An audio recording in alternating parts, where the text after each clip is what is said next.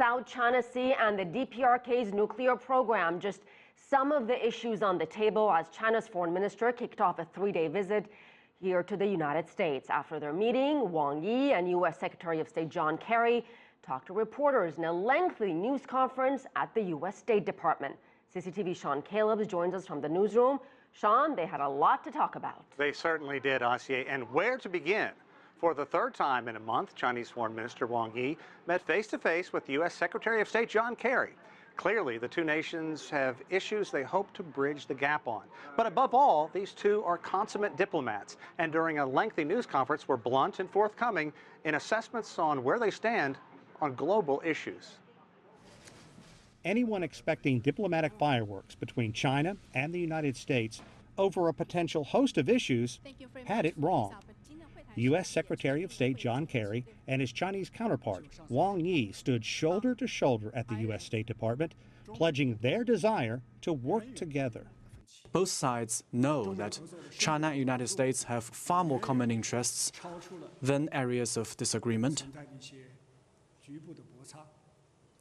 And we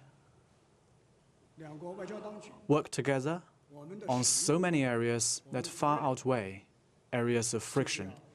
On the topic of tension in the Korean Peninsula and DPRK leader Kim Jong-un's recent missile test and the launch of a rocket into space, both China and the U.S. say it is a flagrant violation of UN resolutions, and there is no place in the world for a nuclear threat from the DPRK.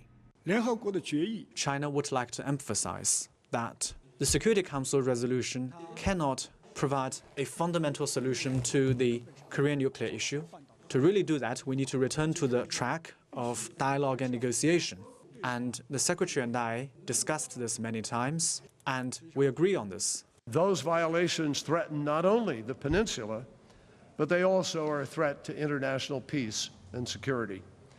We therefore need to respond accordingly, and we agreed today to continue our efforts to make certain that response is forthcoming rapidly. While both countries believe Kim Jong-un is completely wrong, the U.S. wants punishing United Nations sanctions, while China is supporting a lesser penalty that would get Pyongyang back to the negotiating table. Where the two nations found little common ground is the South China Sea. We want to halt the expansion and the militarization of occupied features. We think everybody benefits by true demilitarization, non-militarization. China's foreign minister says it too wants peace, stability, and free navigation amid the South China Sea, an area that ships an estimated $5 trillion worth of goods each year. Wang points out there are several islands in the waters that China has historically claimed, and any military buildup in and around the region is done for defensive measures, much the same way the United States does in Hawaii. China, United States, and ASEAN countries have all committed to non-militarization. We hope the parties will work together in the same direction. That is to say, non-militarization is not the responsibility of one party alone.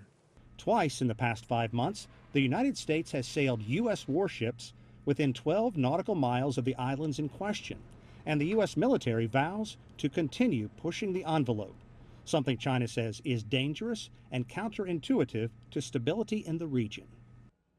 Now, while the two sides don't see eye to eye on all issues, they recognize as superpowers and the two largest economies in the world, it is in the global best interest if they continue an open dialogue, not only on the South China Sea, but other concerns as well, such as human trafficking and cybersecurity.